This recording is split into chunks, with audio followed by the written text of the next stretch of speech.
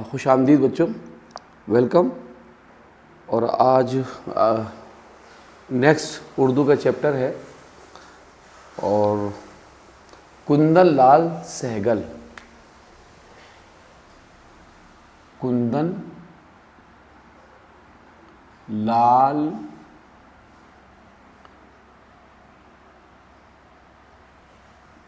سہگل۔ کندن لال سہگل ہماری film industry میں singer تھے اور جس کو اردو میں کہتے ہیں گلوکار، گانے والے۔ شرت چند چٹرجی کے ناول پر مبنی اور پریمانکر آترتھی کی ہدایت میں پہلی فلم دنیا پاونا بنگالی زبان میں بنی تھی۔ کیا مطلب؟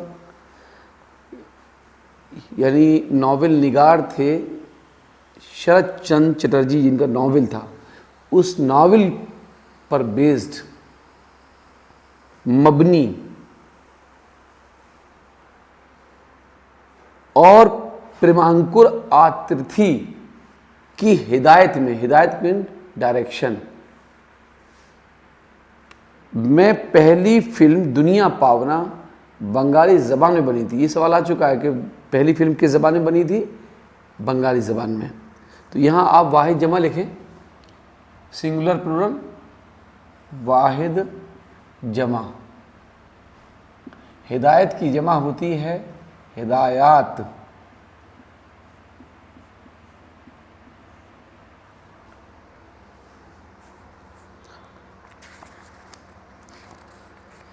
کس زبان میں بنی تھی؟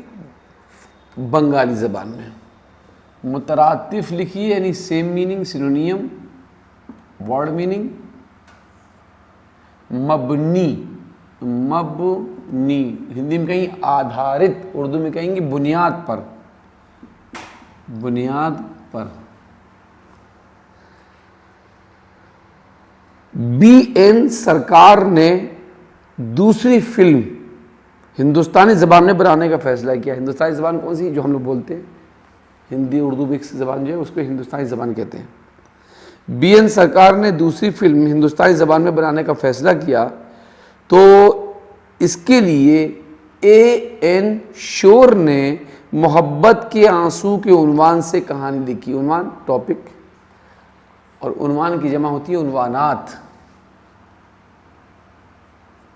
عنوان کی جمع عنوانات۔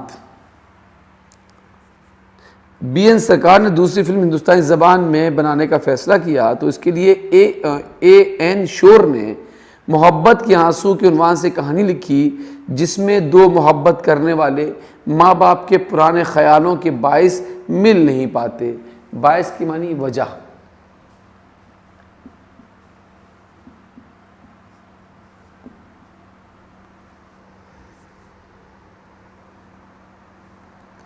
پرانے خیالوں کے باعث۔ خیال کی جمع خیالات ہوتی ہے۔ خیال کی جمع خیالات۔ مل نہیں پاتے ہیں۔ مکالمے نیو تھیٹرز کے جنرل مینیجر آئی اے حافظ جی نے لکھے۔ مکالمہ کسے کہتے ہیں؟ ڈائلاگ، بات چیت، مکالمہ، ڈائلاگ۔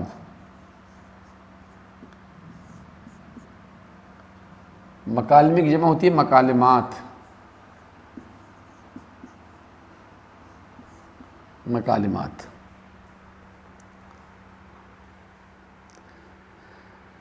جنرل مینیجر آئی اے حافظ جی نے لکھے، ہدایت کاری کا مشکل کام، ڈائریکشن کا، نردیشک۔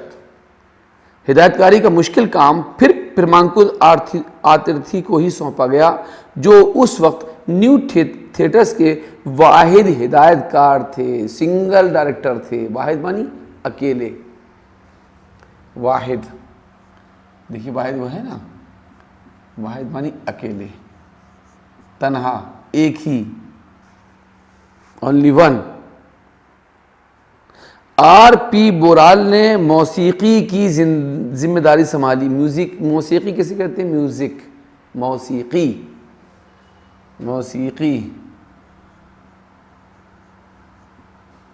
میوزک، سنگیت جسے کہتے ہیں، سنگیت، میوزک، گانا بجانا، موسیقی. مرد کے مرکزی کردار کو چھوڑ کر دوسرے اداکاروں کا انتخاب بھی ہو گیا تھا. یعنی جینٹ جو مین کردار تھا، مین کریکٹر تھا، وہ نہیں مل پایا تھا، باقی سب کریکٹر جو ہیں طے ہو چکے تھے.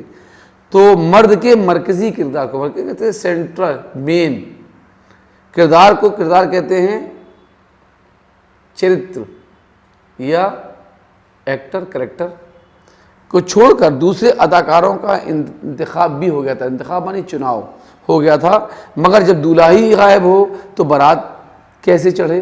یعنی ہیرو کے رول کے لیے کوئی مناسب مغنی اداکار نہیں مل رہا تھا.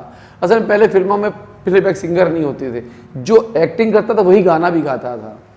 تو ایسا ہیرو چاہیے تھا جو گانا بھی گا لیتا ہو. اب تو یہ ہوتا ہے کہ گانے والے دوسرے ہوتے ہیں، ایکٹنگ کرنے والے دوسرے ہوتے ہیں. اس وقت نہیں تھا، پہلے ایک ہی وہی گانا گائے گا، وہی ایکٹنگ کرے گا.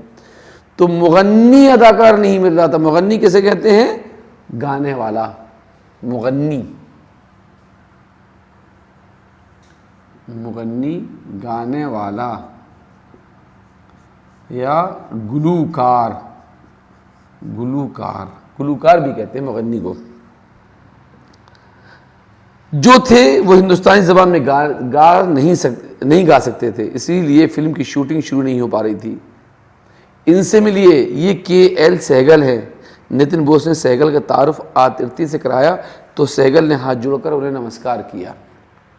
آترتی صاحب نے بھی جواب میں نمسکار کیا، مگر ان کے چہرے پر الجھن کے آثار تھے. اثر کی جمع ہوتی ہے آثار.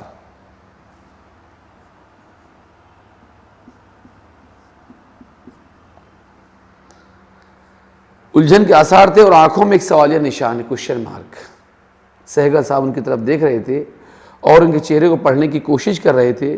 نتن بوس نے بات کو آگے بڑھاتے ہوئے کہا، آپ کی فلم کے ہیرو سرکار صاحب نے کچھ دیر پہلے ہی ان کے ساتھ معاہدہ کیا ہے، سمجھوتا کیا ہے. معاہدہ مین سمجھوتا.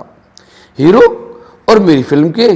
آرتھرتی کی آنکھوں پر سوالیہ نشان مزید بڑا اور گہرا ہو گیا. مطلب اور زیادہ، مزید مانی اور زیادہ. ہاں یہ بہت اچھا گاتے ہیں. سرکار صاحب نے ان کا گانا سنا، بورال دا نے بھی سنا ہے، وہ ان کے گانے سے بہت مطمئن ہیں. نتن بوس نے پرجوش انداز میں کہا. پربانکر کے ماتھے کی شکنیں گہری ہو گئیں، شکن سلوٹیں گہری ہو گئیں. انہوں نے ترچھی نظروں سے نتن بوس کی طرف دیکھا. گانا تو ٹھیک ہے مگر ایکٹنگ، اس کا کیا ہوگا؟ ایکٹنگ بھی یہ کر لیں گے، اچھا کریں گے، ایک بار دیکھیے تو صحیح. یہ ناممکن ہے، آترتی نے فیصلہ کن انداز میں کہا. دو ٹوکا. پھر سہگل کی طرف گھورتے ہوئے بولے، اس لمبے سوکھے بدن کے ساتھ کیا خاک ایکٹنگ کریں گے؟ دیکھنے سے لگتا ہے جیسے بانس پر کپڑے لٹکا دیے گئے ہوں، نہ صورت نہ صحت. پھر کچھ پل کی خاموشی کے بعد اپنا فیصلہ سناتے ہوئے بولے، نہیں، یہ میری فلم کے ہیرو نہیں ہو سکتے. نتن بوس یہ سن کر سکتے میں آ گئے. بالکل ٹھٹک کے رہ گئے. کیا جواب دیں آرتھرتی کی بات کا؟ ادھر سہگل کی حالت خراب تھی. ان کا ایک ایک لفظ ان کے دماغ پر ہتھوڑے کی طرح برس رہا تھا. پہلے وہ یہ سوچ کر خوش تھے کہ انہیں اپنی منزل مل گئی. منزل کی جمع ہوتی ہے منازل.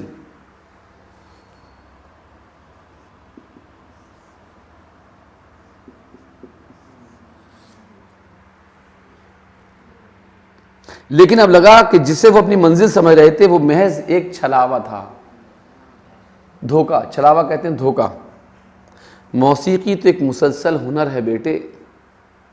ان کے کانوں میں اچانک جموں کے پیر بابا کی آواز گونجنے لگی. اس میں منزل نام کی کوئی چیز نہیں ہوتی. اگر کچھ ہوتا ہے تو بس ریاض اور ذکر جس کا کوئی خاتمہ نہیں. ریاض کہتے ہیں پریکٹس کو، مشق کو. ریاض یہی آگے لکھ دیتے ہیں. ریاض، مشق،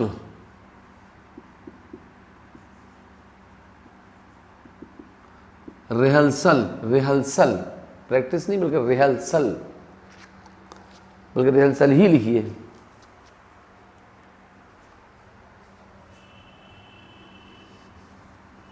پریکٹس بھی لکھ سکتے ہیں، بار بار کسی کو کرنا، اس کو ریہرسل.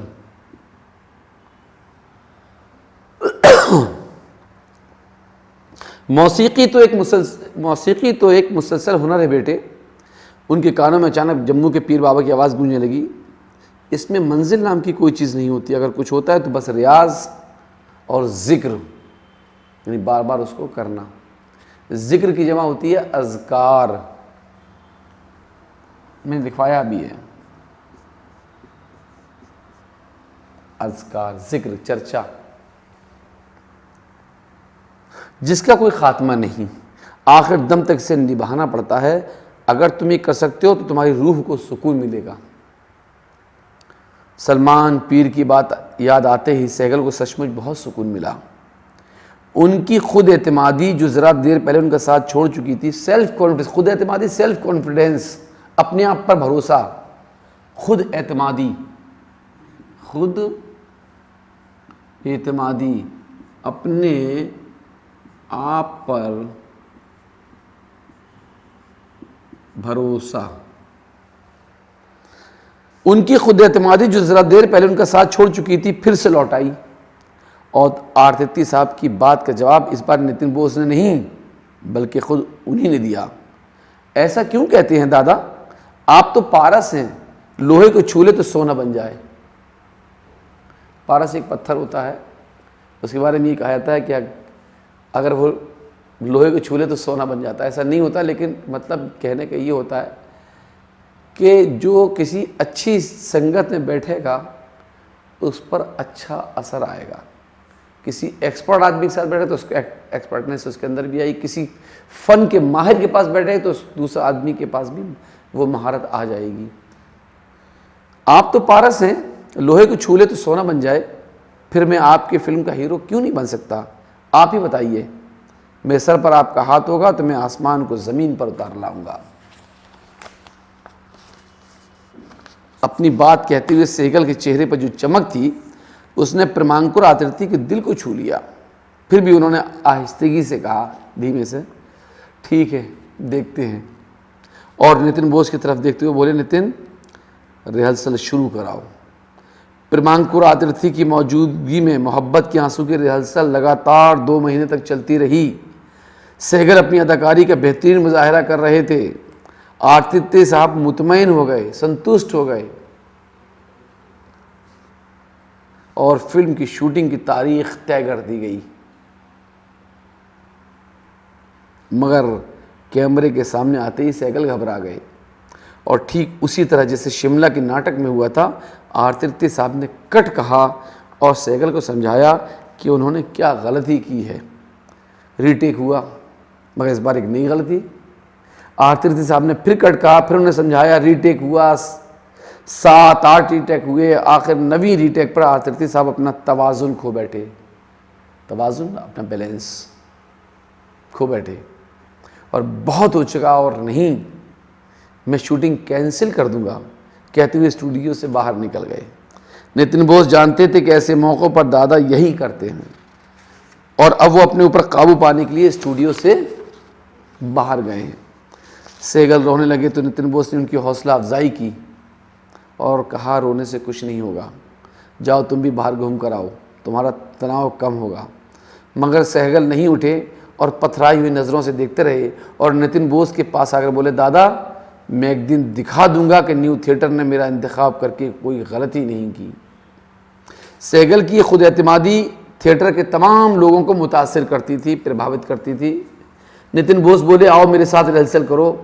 کچھ دیر ریہرسل کرنے کے بعد نتن بوس نے ڈائریکٹر کو خبر بھجوائی کہ وہ چپ چاپ اندر آ جائیں. سہگل نتن بوس سے بولے، دادا آپ ایک ری ٹیک ان کے آنے سے پہلے ہی کیوں نہیں لے لیتے؟ نتن بوس نے ان کی اس بات کا کوئی جواب نہیں دیا، صرف مسکرائے اور کیمرے کے پیچھے چلے گئے، کیونکہ انہیں معلوم تھا کہ ڈائریکٹر صاحب دروازے کے پیچھے سے دیکھ رہے ہیں. لیکن سہگل کو اس کا علم نہیں تھا، اس کی جانکاری نہیں تھی. اس بار سہگل سے کوئی چوک نہیں ہوئی اور ڈائریکٹر نے دروازے کے پیچھے سے چلا کر کہا اوکے اوکے. پھر سہگل کے پاس آ کر ان کی پیٹھ تھپتھپائی اور بولے well done well done. Sehgal نے حیران نظروں سے ڈائریکٹر کو دیکھا جیسے انہیں یقین نہ ہو رہا ہو کہ یہ وہی آرترتھی صاحب ہیں جو کچھ دیر پہلے ناراض ہو کر باہر چلے گئے تھے. آرترتھی نفسیات کے ماہر تھے. نفسیات سائیکولوجی ماہر تھے, ایکسپرٹ تھے. ماہر کی جمع ہوتی ہے ماہرین.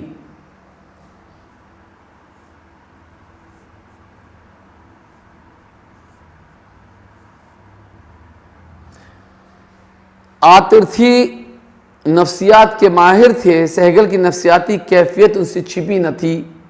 اس لیے بولے دراصل تمہاری کمزوری احساس کمتری ہے, اس لیے تم اپنا اعتماد کھو بیٹھتے ہو. یعنی تم جو ہے اپنے آپ کو چھوٹا سمجھنے لگتے ہو, ہمت ہار جاتے ہو, اس لیے اپنے اوپر پہ جو کانفیڈنس ہوتا ہے وہ کھو بیٹھتے ہو. فلم کی شوٹنگ شروع ہوئی تو سہگل کے دل میں ایک ڈر پیدا ہوا کہ گھر والوں کو جب پتہ چلے گا کہ میں فلموں میں کام کر رہا ہوں تو ناراض ہو جائیں گے. اس وقت بہت بری بات تھی فلموں میں کام کرنا. اچھے کوئی بھی خاندان فلموں میں کام کرنے والوں کو اچھا نہیں سمجھتا تھا. اس لیے ان کا فلمی نام KL سہگل رکھا گیا. مگر پھر بھی راجا رام شرما نے انہیں پہچان لیا. ارے یہ تو اپنا کندن ہے. آخرکار 16 جنوری 1932 کو 16 جنوری 1932 کو الہ آباد کی شمبر ٹاکیز میں محبت کی آنسو ریلیز ہوئی اور اس کے ساتھ ہی ہندوستانی سنیما کے فلک پر ایک ایسا ستارہ چمکا جس نے ہندوستانی سنیما کو چکا چوند کر دیا. فلک کیسے کہتے ہیں؟ آسمان.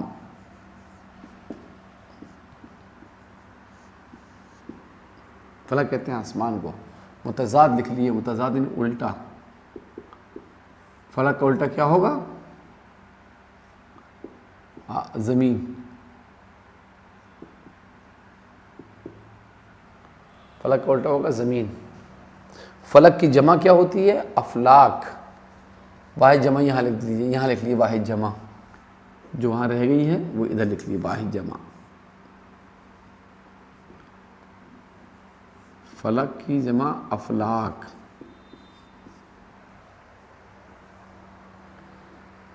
اس فلم میں تقریباً 10 گانے تھے, مگر آج نہ یہ فلم موجود ہے اور نہ گانوں کی ریکارڈنگ اور نہ اس بات کی معلومات کہ ان 10 گانوں میں سہگل نے کتنے گانے گائے تھے. البتہ گانوں کے شروع کے بول اب بھی موجود ہیں اور قیاس کیا جاتا ہے, یعنی اندازہ لگایا جاتا ہے کہ ان 10 گانوں میں سے 6 گانے سہگل نے گائے ہوں گے. فلم فلاپ ہوئی مگر سہگل کو ان کی آواز اور اداکاری کے دم پر زبردست شہرت ملی.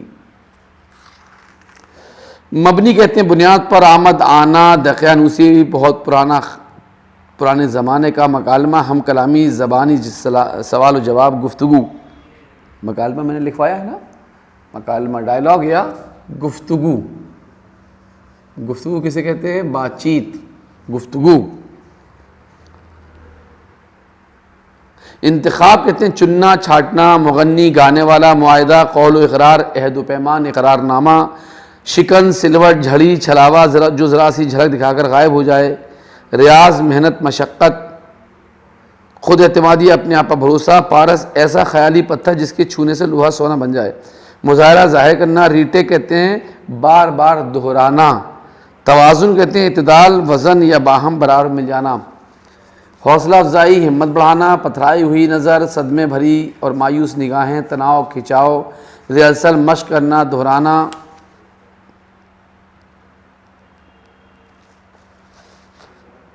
ویل ڈن انگریزی کا لفظ ہے جس کا مطلب بہت اچھا کیا. نفسیات کہتے ہیں دماغی شعور کا علم, وہ علم جو انسان کی باطنی شخصیت سے متعلق ہو. احساس کمتری, چھوٹے ہونے کا احساس. قیاس گمان اٹکل. فلاپ کہتے ہیں انگریزی کا لفظ ہے جس کا مطلب بالکل ناکام, فیلور, فیل.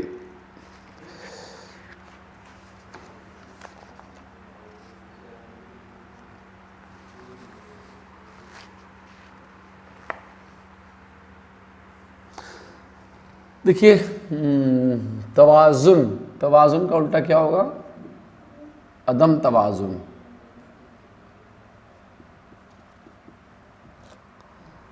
احساس کمتری، احساس کمتری، اس کا الٹا ہوگا احساس برتری، احساس برتری۔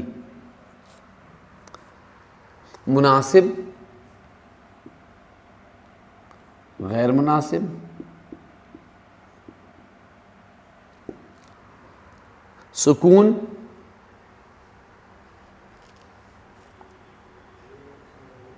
پریشان، مطمئن، غیر مطمئن، اعتماد، بے اعتماد، نا اعتماد، غیر اعتماد۔ لڑکا گانا گاتا ہے، لڑکی کھانا کھاتی ہے، کسی اسم کا مذکر نر یا مؤنث مازدہ ہونا جنس کہلاتا ہے، مثلا لڑکا، لڑکی۔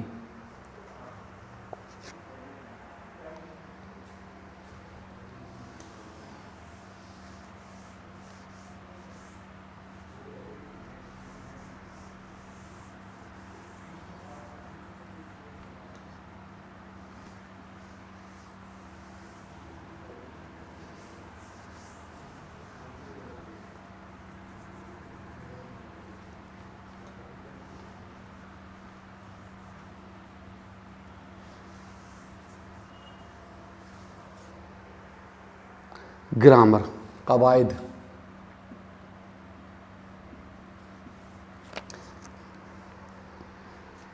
دیکھیے جنس،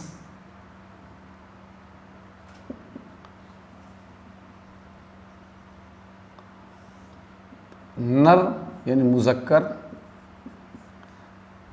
مادہ یعنی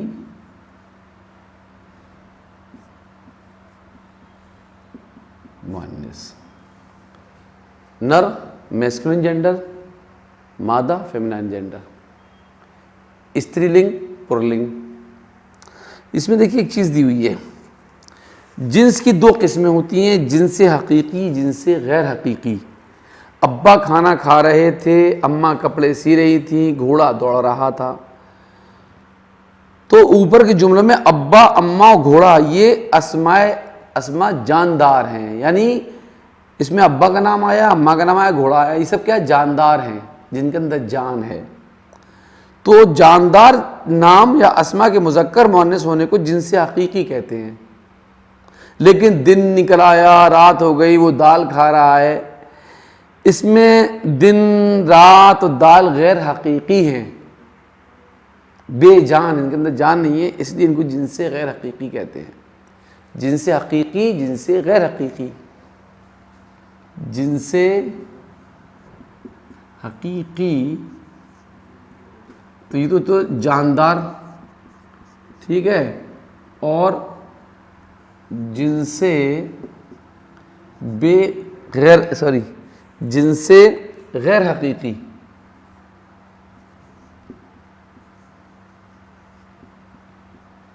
بے جان، ٹھیک۔ ابا دال کھا رہے ہیں، اماں کپڑے سی رہی، گھوڑا دوڑ رہا ہے، یہ سب کیا ہے؟ جاندار چیزیں، تو جنس حقیقی ہو گئے۔ اور گھوڑا، وہ دن نکل آیا، سورج چھپ گیا، تارے نکل آئے، یہ سب کیا ہے؟ یہ سب جو ہے جنس غیر حقیقی ہے، جس میں بے جان چیزیں ہیں۔ تو یہ گرامر ہے آپ کی۔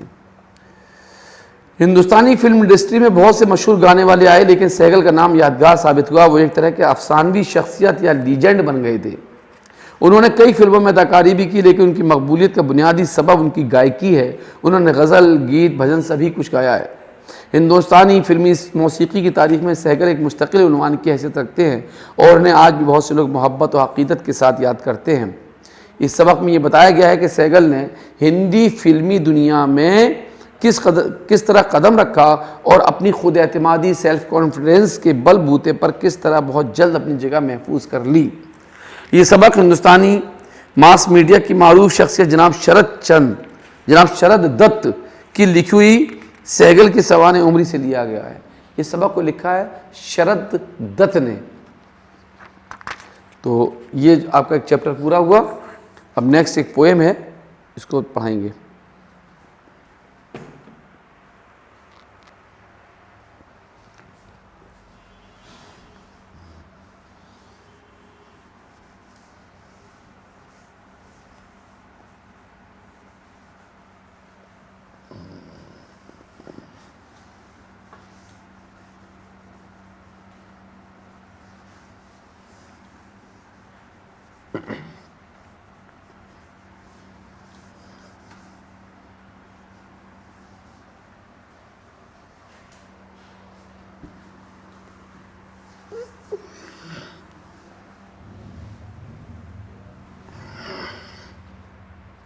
اگلی نظم ہے شبنم.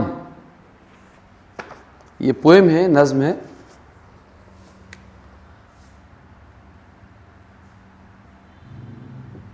شبنم. شبنم کسے کہتے ہیں؟ مترادف میں لکھیے. شبنم کہتے ہیں اوس کو. شبنم یعنی اوس, جو پانی کی باریک باریک بوندیں رات میں پھولوں پہ, پتیوں پہ, گھاس پہ پڑ جاتی ہیں, اس کو شبنم کہتے ہیں, اوس کو. ٹھیک ہے. اور اس نظم کے شاعر ہیں, ان کا نام ہے روش صدیقی. روش صدیقی. روش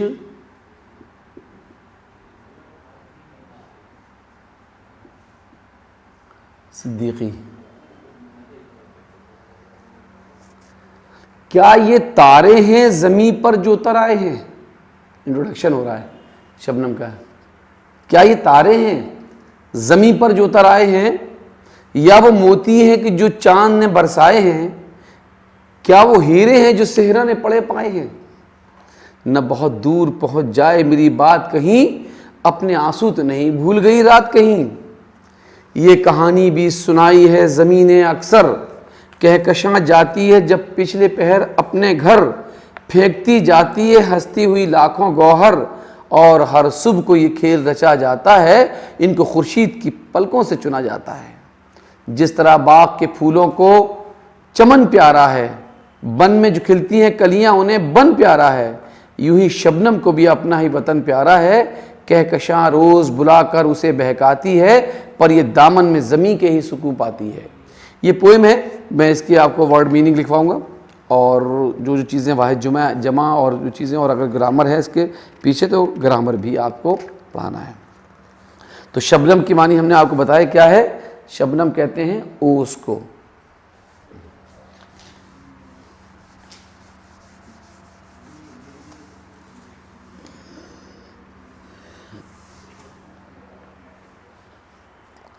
کیا یہ تارے ہیں زمین پر جو اتر آئے ہیں؟ زمین کا الٹا ہم نے ابھی آپ کو لکھوایا تھا, متضاد زمین, آسمان, فلک,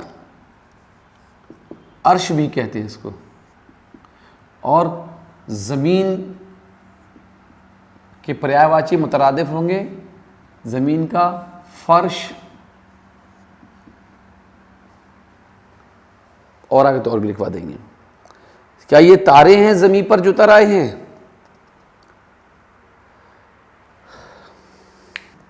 کیا یہ تارے ہیں زمین پر جو اتر آئے ہیں, یا وہ موتی ہیں کہ جو چاند نے برسائے ہیں؟ چاند کا مترادف جانتے کیا ہوتا ہے؟ چاند. چاند کا مترادف ہوتا ہے قمر, ہلال, بدر.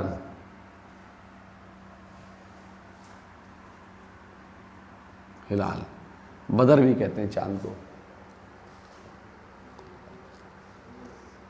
کیا یہ تارے ہیں زمین پر جو اتر آئے ہیں, یا وہ موتی ہیں کہ جو چاند نے برسائے ہیں؟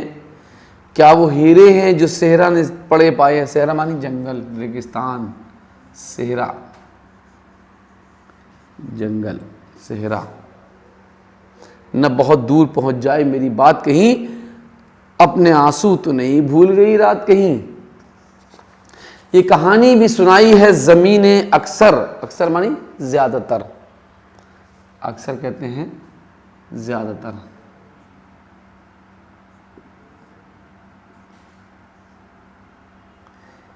یہ کہانی بھی سنائی ہے زمین اکثر, کہکشاں جاتی ہے جب پچھلے پہر اپنے گھر. کہکشاں کسے کہتے ہیں؟ تاروں کا جھرمٹ, گیلیکسی. ہندی میں کہتے ہیں آکاش گنگا. تو آپ جو ہیں مترادف یہاں اور لکھ لیں, کہکشاں. کہکشاں, تاروں کا جھرمٹ, کہکشاں. یہ کہانی بھی سنائی ہے زمین اکثر کہکشاں جاتی ہے جب پچھلے پہر اپنے گھر پھینکتی جاتی ہے ہنستی ہوئی لاکھوں گوہر. گوہر کیسے کہتے ہیں؟ ہیرے جواہرات، گوہر، موتی، ہیرے.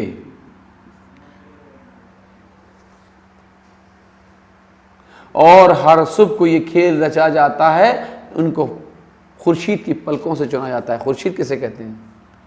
خورشید کہتے ہیں سورج کو. خورشید کہتے ہیں سورج. شمس، شمس بھی کہتے ہیں سورج کو، خورشید بھی کہتے ہیں. جس طرح باغ کے پھولوں کو چمن پیارا ہے، بن میں جو کھلتی ہیں کلیاں انہیں بن پیارا ہے. بن مانی جنگل. بن کس کہتے ہیں؟ جنگل کو. بن مانی جنگل.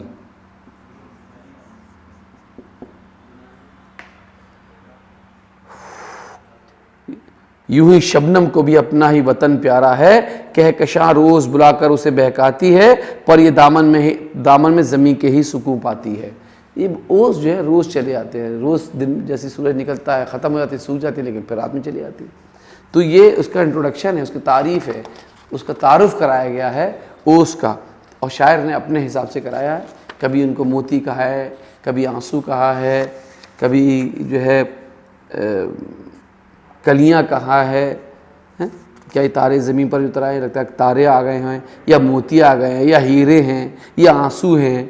یہ سب کچھ جو ہے وہ کہا گیا اس کو. تو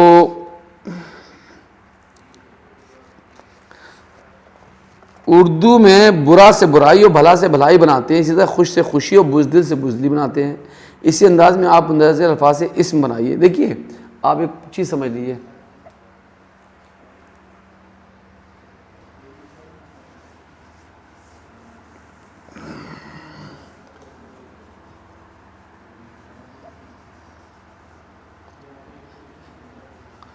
دیکھیے لفظ خوبصورت، خوبصورت صفت ہے. صفت کیسے کہتے ہیں؟ جس لفظ سے کسی کی اچھائی یا برائی پتہ چلے اسے صفت کہتے ہیں، ایڈجیکٹو. تو خوبصورت کیا ہے؟ خوبصورت ایڈجیکٹو یعنی صفت ہے. لیکن اگر ہم کہتے ہیں خوبصورتی تو ایک چیز کا نام ہو گیا، اور یہ ہو گیا ناؤن، اسم ہو گیا. خوبصورت پھول، خوبصورت کیا ہو گیا؟ صفت. پھول کیا ہو گیا؟ اسم. لیکن اگر یہی ہم کہیں کہ پھول کی خوبصورتی، تو پھر پھول بھی اسم ہو گیا اور خوبصورتی بھی اسم ہو گیا، دونوں اسم ہو جائیں گے. تو اسی طرح سے خوبصورت کا خوبصورتی سے اسم بن گیا. دوست سے دوستی جو ہے وہ بھی ایک چیز کا نام ہے، وہ بھی اسم بن گئی. دشمن سے دشمنی، خدا سے خدائی، اچھا سے اچھائی، بڑا سے بڑائی، اور روشن خیال روشن خیالی، نوجوان سے نوجوانی. تو اردو میں برا سے برائی اور بھلا سے بھلائی بناتے ہیں، اس طرح خوش سے خوشی اور بزدل سے بزدلی بناتے ہیں. اسی انداز میں ہم مندرجہ ذیل الفاظ سے اسم بنائیے تو وہ اسم بن جائیں گے. سورج کی گرمی سے شبنم کی بوندیں غائب ہو جاتی ہیں، جسے شاعر نے اس طرح بیان کیا کہ شبنم کو خورشید کی پلکیں یعنی سورج کی کرنیں چن لیتی ہیں. اس نظم میں شاعر نے شبنم کو تارے، موتی، ہیرو، آنسو اور گوہر قرار دے کر شبنم کی مختلف خصوصیات بیان کی ہیں، واضح کی ہیں. تو یہ آپ کی نظم تھی شبنم، اوس.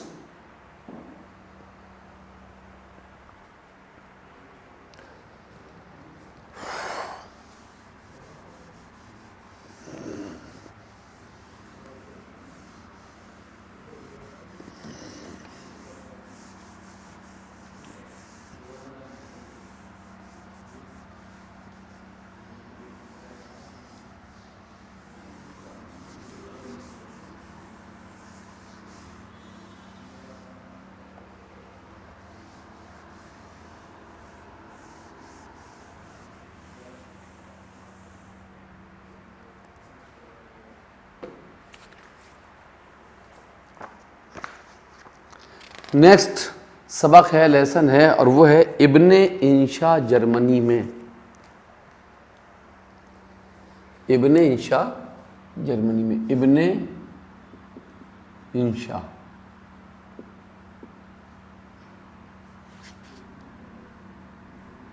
جرمنی میں.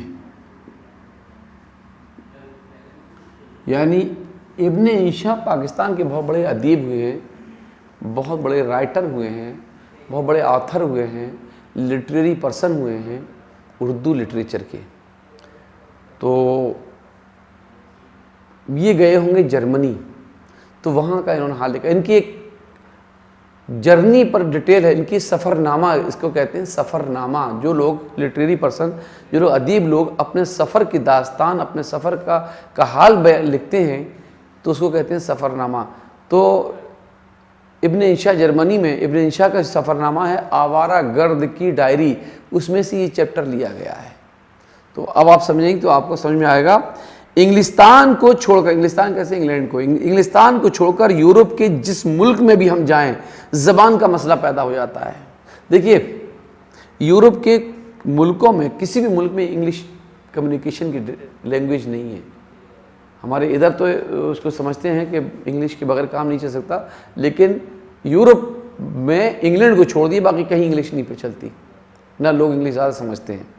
تو انگلستان کو چھوڑ کر یورپ کے جس ملک میں بھی ہم جائیں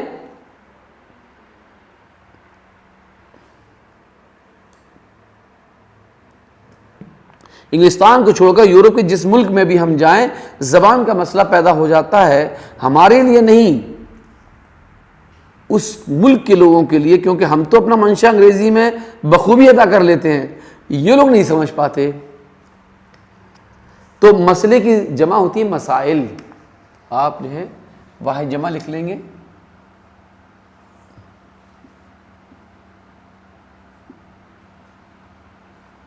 مسئلہ، مسائل. ہمارے لیے نہیں، اس ملک کے لوگوں کے لیے، کیونکہ ہم تو اپنا منشا کیسے کہتے ہیں؟ اپنی مرضی ہے، مترادف، منشا، مرضی.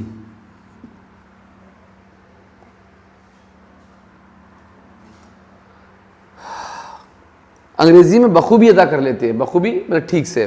یہ لوگ نہیں سمجھ پاتے. یہ سچ ہے، کبھی کبھی انگلستان والے بھی ہماری انگریزی سمجھنے سے قاصر رہتے ہیں. قاصر کہتے ہیں مجبور رہتے ہیں.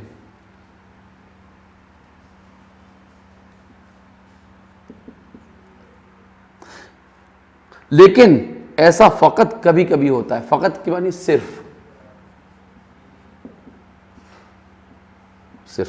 کبھی کبھی ہوتا ہے. لندن میں ہم نے جب کبھی کنگا خریدنا چاہا، خرید لیا، ہمبرگ میں نہیں خرید سکے. ہمبرگ میں اس روز بہت تیز ہوا چل رہی تھی اور ہمیں ایک پبلشر سے ملنے شہر سے دور ایک قصبے میں ریل سے جانا تھا. پبلشر جانتے ہیں آپ؟ جو کتابیں پبلش کرتے ہیں، پبلشر، اردو میں اس کو کہتے ہیں ناشر. ایک پبلشر سے ملنے شہر سے دور ایک قصبے میں ریل سے جانا تھا. ہمبرگ میں عام بڑی ریلوے کے علاوہ دو طرح کی شہری ریلیں چلتی ہیں، ایک یو بان یعنی انڈر گراؤنڈ اور دوسری ایس بان یعنی زمین کی سطح سے ایک منزل اوپر چلنے والی. زمین کی سطح سے ایک منزل اوپر چلتی ہے، اس کو ایس بان کہتے ہیں، اور یو بان کہتے ہیں انڈر گراؤنڈ والی کو. ہم نے اپنے سفر نامے آوارہ گرد کی ڈائری میں برلن کی ایس بان کا ذکر کیا ہے، کیونکہ اس سے ہم اور مولوی محبوب عالم پیسہ اخبار والے سفر کرتے رہے ہیں. وہ 1900 میں، ہم 1967 میں. تو یہ ذکر ایسبان کے اسٹیشن کا ہے اور ہمبرگ میں ہوا کے چلنے کا ہے، جس کی وجہ سے ہمارے گیسو بے طرح پریشان ہو رہے تھے. گیسو کہتے ہیں بال، زلفیں، گیسو بال، زلفیں جسے کہتے ہیں. پریشان، بکھر رہے تھے، بکھرنا، جس کی وجہ سے ہمارے گیسو بے طرح پریشان ہو رہے تھے. ہمیں اپنے دوست مشتاق احمد یوسفی پر رشک آیا کہ کتنی بھی ہوا چلے ان کو ایسے پرابلم پیش نہیں آتے. ان کے بال ہی نہیں تھے، گنجے تھے. مشتاق احمد یوسفی، چاہے کتنی ہوا چلے ان کے بال ہی نہیں بکھریں گے، کنگا کرنے کی ضرورت ہی نہیں انہیں. ان کو ایسے پرابلم پیش نہیں آتے. ہمارے ترجمان کہتے ہیں جو ٹرانسلیٹر ہوتے ہیں نا، جو ساتھ میں دوسرے کنٹریز میں مل جاتے ہیں، ٹرانسلیٹ کرنے والے، گائیڈ جنہیں کہتے ہیں، وہی ترجمان. مسٹر کیدرلین تو ٹکٹ لینے چلے گئے. ہم نے ایک دکان پر کنگا خریدنا شروع کیا اور خریدتے چلے گئے. کومب، COMB، کومب تو خیر وہ کیا سمجھتا. ہم نے اپنے بالوں میں انگلیوں سے کنگا کر کے دکھایا. اس نے پہلے کریم کی ایک شیشی پیش کی, ہم نے رد کر دی, یعنی کینسل کی. رے دال رد مانی کینسل کر دی. تو شیمپو کی ایک ٹیوب دکھائی, اس پر ہم نے حامی نہ بھری تو وہ بالوں کی ایک وگ دکھانے لگا. ہم نے بالوں کی پٹیاں ہاتھ سے جمع کر دکھائیں, ٹیڑھی مانگ نکالی, سیدھی مانگ نکالی, لیکن اس کی سمجھ میں نہ آیا جانے وہ اپنے کنگے اور دوسرے سامان کیسے بیچتا ہوگا. اتنے میں مسٹر قیدر لین آ گئے اور نہ کوئی لفظ کہا, اور دکاندار نے جھٹ بہت سارے کنگے نکال کر سامنے رکھ دیے, کیونکہ ان کی لینگویج مدر ٹنگ تھی جو وہاں کی تھی, انگلش نہیں سمجھ رہے تھے وہ صاحب. آج کی سنیے کہ دم تحریر یعنی لکھتے وقت, دم تحریر لکھتے وقت ہم برلن اور ہمبرگ اور میونخ وغیرہ کو بھگتا کر, یعنی وہاں ہو کے دوبارہ فرینکفرٹ میں فروکش ہیں. فرینکفرٹ ایک شہر کا نام ہے یورپ میں, فروکش ہیں. فروکش مینس ٹھہرے ہوئے ہیں. فروکش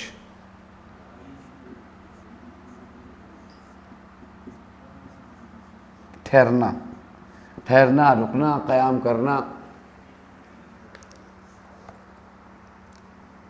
اتوار کا دن ہے اور عین اس وقت بھی گرجا کا گھنٹہ بج رہا ہے. صبح اٹھ کر ہم نے شیو کا سامان نکالا اور صابن لگایا. بلیڈ تلاش کیے تو ندارت, ندارت مینس نہیں ہے. سوٹ کیس کا کونا کونا چھان مارا, کچھ فائدہ نہ ہوا. آخر صابن پوچھا, بال بنائے, سوٹ پہنا اور نیچے کاؤنٹر پہ گئے اور پوچھا بلیڈ کہاں خریدے جا سکتے ہیں. اس بھلے آدمی نے جانے کیا سمجھا, بولا اچھا تو آپ جا رہے ہیں, آپ کا بل بنا دوں. ہم نے کہا نہیں بھائی, ہماری صورت سے اتنے بیزار کیوں ہو. بیزار کہتے ہیں پریشان ہو رہے ہو, ہم فقط شیو کرنا چاہتے ہیں. داڑھی پر ہاتھ پھیر کر بتایا. بولا اچھا لیکن آج تو سب دکانیں بند ہیں, یہ ہو سکتا ہے کہ ریلوے اسٹیشن جاؤ اور قسمت آزماؤ.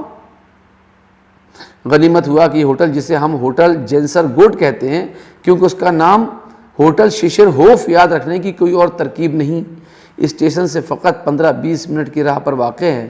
چنانچہ ہم نے صبح کی ٹھنڈ کی پرواہ نہ کرتے ہوئے ادھر کا رخ کیا. اس وقت 9 بجنے کو تھے, لیکن سڑک پر نہ آدم زاد. سارا اسٹیشن گھوم گئے. مٹھائی کی دکانیں کھلی تھی, ناشتے والے تھے, اخبار والے تھے, تمباکو اور سگریٹ والے تھے, لیکن ہمارے مطلب کی چیز بیچنے والا کوئی نہ تھا. ہم مایوس ہو رہے تھے اور سوچ رہے تھے کہ اچھا داڑھی بڑھا لیں گے, آج کل فیشن میں داخل ہے. لیکن اتنے میں ایک کولکی نظر آئی. کنگے والے تجربے کی وجہ سے اب کہ ہم اپنی زبان دانی پر دھار رکھ کر گئے تھے, یعنی یاد کر کے گئے تھے, نہ صرف ڈکشنری سے بلیڈ کا ترجمہ دیکھ لیا تھا, بلیڈ BLADT بلیڈ, بلکہ یہ بھی یاد کر لیا تھا کہ شیو کرنے کو کیا کہتے ہیں, ریزرن. کم پڑھے لکھے لوگوں کو معلوم رہے کہ ریزر کا لفظ یہیں سے نکلا ہے یا پھر یہ ریزر میں سے نکلا ہوگا. وہاں کھڑکی خالی تھی, لیکن اتنے میں ایک بڑی بی آ ہی گئیں. ہم نے پہلے بلیڈ کہا, پھر ریزر, اور پھر داڑھی پر ہاتھ پھیرا. بولی یو مین بلیڈ, اور بلیڈوں کا پیکٹ اٹھا کر دے دیا. معلوم ہوتا ہے اس بیچاری کو جرمن نہیں آتی تھی, صرف انگریزی آتی تھی. ہماری طرح دونوں زبانوں پر قادر نہیں معلوم ہوتی تھی, مطلب ان کو دونوں زبانوں پر کنٹرول نہیں تھا. کل شام ٹیکسی والے نے ہمارے گتن توق کے جواب میں بڑے صحیح مخرج سے گڈ ایوننگ کہا اور پھر انگریزی بولنی شروع کر دی. ہم نے کہا میاں خوب انگریزی بولتے ہو, ہمارے مقابلے کی نہ صحیح پھر بھی اچھی خاصی ہے. بولا جی میں لندن کا رہنے والا ہوں, یہاں ٹیکسی چلاتا ہوں, انڈیا میں بھی رہا ہوں. آپ کہاں کے ہیں؟ ہم نے پاکستان اور کراچی کا نام لیا. بولا لاہور بڑا خوبصورت شہر ہے. ہم نے کہا کیسے معلوم ہوا؟ بولا میں 6 سال تک اٹاکی کیمپ میں رہا ہوں جو لاہور اور امرزا کے درمیان واقع ہے. اٹاکی اور امرزا تو ہماری سمجھ میں نہ آئے, لیکن مزید تفصیل یہ معلوم ہوئی کہ وہ 1920 سے 1926 تک وہاں رہے, فوج میں میجر تھے. ہم سے کہا اردو میں, کیا اردو بولتے ہو؟ ہم نے کہا اردو میں, کیا اردو بولتے ہو؟ اس کی سمجھ میں نہ آیا. ہم نے انگریزی میں یہی سوال کیا تو بولا ہم آفیسر تھا اور برٹش آرمی میں تھا, ہمارا چھوٹا لوگ سپاہی لوگ نیٹو سے ملتا تھا, ہم نہیں ملتا تھا. آخر ہم نے کہا تمہارے کیمپ کا نام ہماری سمجھ میں نہیں آیا, اٹاکی تو کوئی جگہ نہیں, اٹاری ہو شاید. بولا ہاں اٹاری. او امرزا کے بارے میں بھی ہم نے کہا یہ امرتسر کی خرابی معلوم ہوتا ہے. اس نے تصدیق کی, انہوں نے کہا ہاں صحیح کہہ رہے, امرزا نہیں امرتسر ہے وہ. یہ میجر تھامس صاحب جو جورو نہ جاتا, اللہ میاں سے ناتا, بس تنہا یہاں رہتے ہیں, 1-2 سال میں لندن بھی ہو آتے ہیں. بولے میرے لیے سب جگہیں برابر ہیں, میں انڈیا میں رہا، فلسطین میں رہا، جرمن جانتا ہوں، فرینچ جانتا ہوں، اٹالین جانتا ہوں، ہسپانوی جانتا ہوں۔ ہم نے کہا اچھا مرزا صاحب ہماری منزل آ گئی ہے، ہمیں اتاریے۔ ہم نے مرزا صاحب کو تھوڑی سی بخشش بھی دی اور انہوں نے تھینک یو کہا۔ میونخ میں جو بی بی ہمارے پلے پڑی وہ بہت شائستہ اور نستعلیق تھی، بہت سمجھدار اور سوور قسم کی لیڈی تھی۔ پلے پڑھنا کا لفظ تو خیر بہت وسیع مفہوم رکھتا ہے اور کئی غلط فہمیوں کو جنم دے سکتا ہے۔ ہمارا مطلب یہ ہے کہ ہمارے ساتھ بطور گائیڈ تھیں اور تو بہت کچھ جانتی تھی، حتیٰ کہ ہمارے ملک کا نام بھی سن رکھا تھا، لیکن ہماری زبان کا نام سن کر بولی، ہنسی، بولی اردو۔ ہم نے تصحیح کی کہ اردو نہیں، اردو۔ کوئی 3 دن کے بعد ان کو یہ نام یاد ہوا۔ ہم نے ان کو مختصر الفاظ میں بتایا کہ کروڑوں آدمیوں کی زبان کے عظیم ادب میں ہمارا کیا مقام ہے۔ مقام کیا اسٹیٹس ہے؟ مقام کی جمع ہوتی ہے مقامات،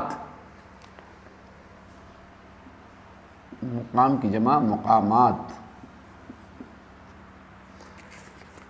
کیسے ہمیں وہاں سراخوں بٹھایا جاتا ہے، کیسے ہمارے ملک کی گوریاں ہمارے آنے کی خبر سن کر قطار در قطار کھڑی ہو جاتی ہیں۔ انکسار اچھی چیز ہے، لیکن ہر چیز کا حتیٰ کہ انکساری کا بھی کوئی موقع محل ہوتا ہے۔ ہم نے موصوفہ سے کہا تم اپنے حساب سے یوں سمجھ لو کہ جیسے جرمن ادب میں گوئٹے ہے، کچھ ایسے ہی اردو ادب میں ہم ہیں۔ فیض کے 2-3 اشعار کا ترجمہ بھی سنایا کہ ہمارا نمونہ کلام ہے۔ بہت خوش ہوئیں اور بس انہیں خوش کرنا ہی ہمارا مقصد تھا۔ مقصد گول، ایم، اور مقصد کی جمع ہوتی ہے مقاصد۔ مقاصد۔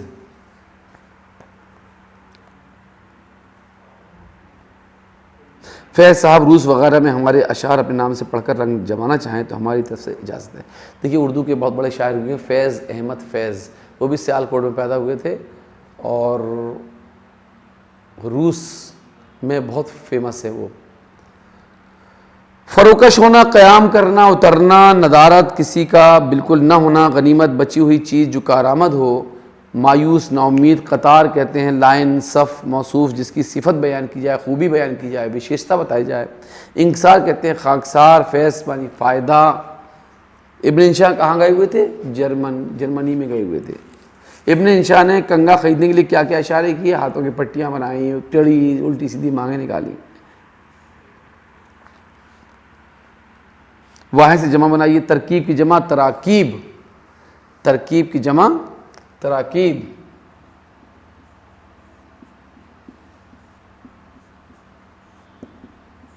تراکیب، دکان کی جمع دکانات۔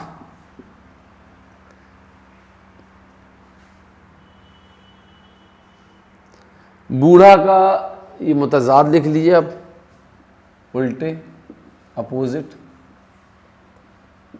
بوڑھا کا الٹا جوان، ہوشیار کا الٹا بیوقوف،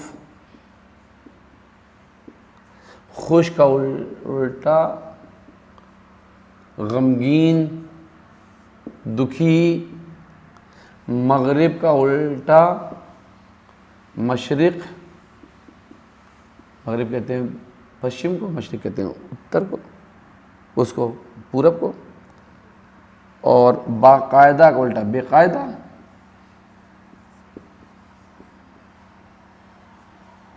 چلیے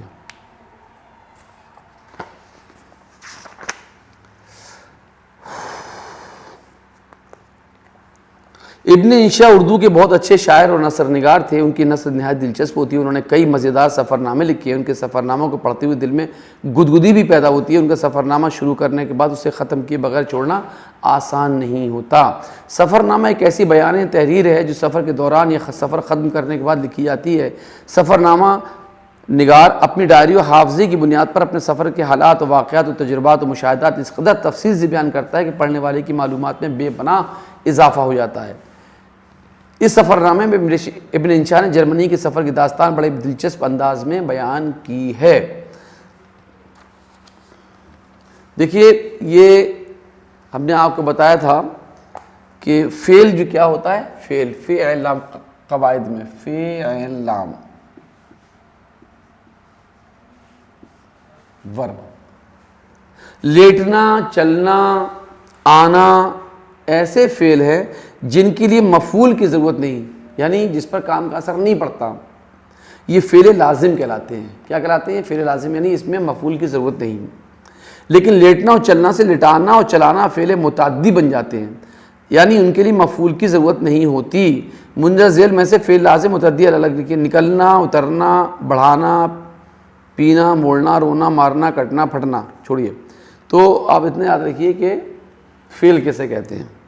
فعل کہتے ہیں ورب کو جس لفظ سے کسی کام کا کرنا یا ہونا پایا جائے اسے کہتے ہیں فعل۔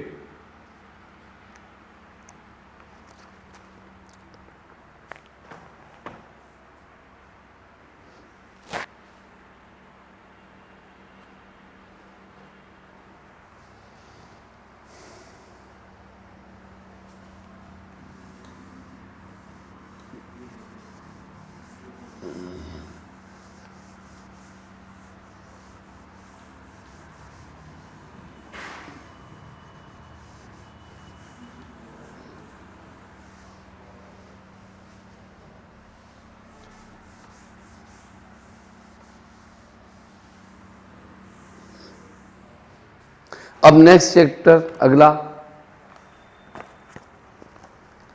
اور وہ ہے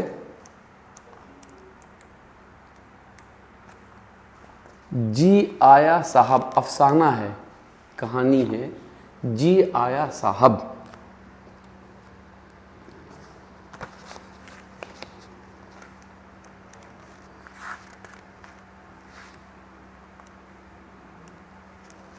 چلیے، جی آیا صاحب سے پہلے ایک نظم اور پڑھا دیں آپ کو، اس نظم کا نام ہے خواب آزادی۔ وہ جی آیا صاحب بعد میں پڑھ لیجیے گا، خواب آزادی۔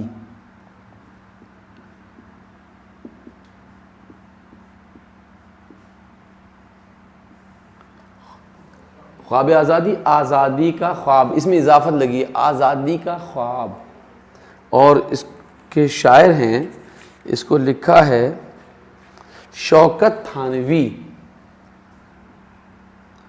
شوکت تھانوی۔ تھانہ بھون ایک جگہ ہے یو پی میں، ایک قصبہ ہے، اس کو تھانہ بھون، تو جو لوگ وہاں کے رہنے والے ہیں وہ تھانوی لکھتے ہیں۔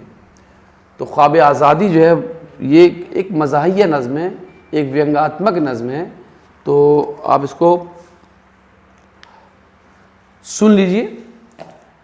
اپنی آزادی کا دیکھا خواب میں نے رات کو، یاد کرتا ہوں میں اپنے خواب کی ہر بات کو، میں نے یہ دیکھا کہ میں ہر قید سے آزاد ہوں، یہ ہوا محسوس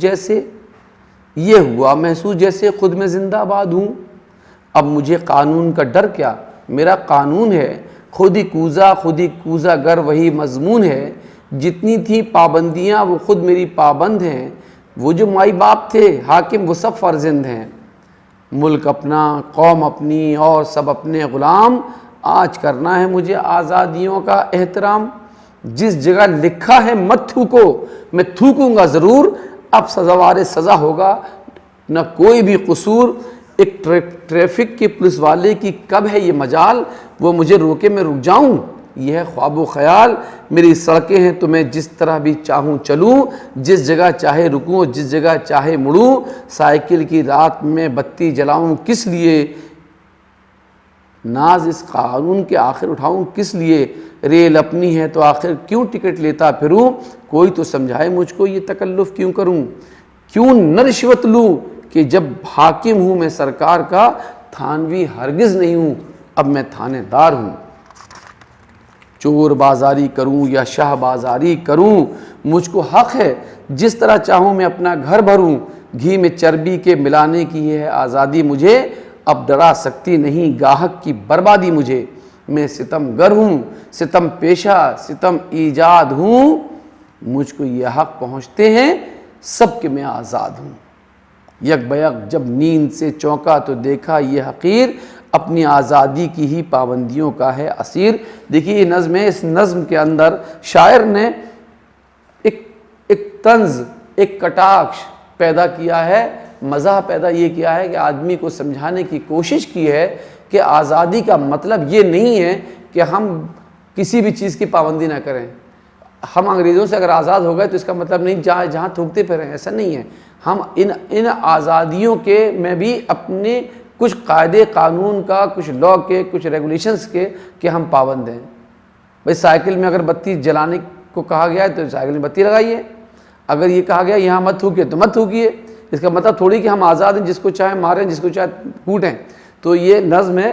اس کے اور بھی چیزیں جو ہے ابھی آپ کو لکھانی ہے تو وہ اگلے پیریڈ میں آپ کو لکھوائیں گے.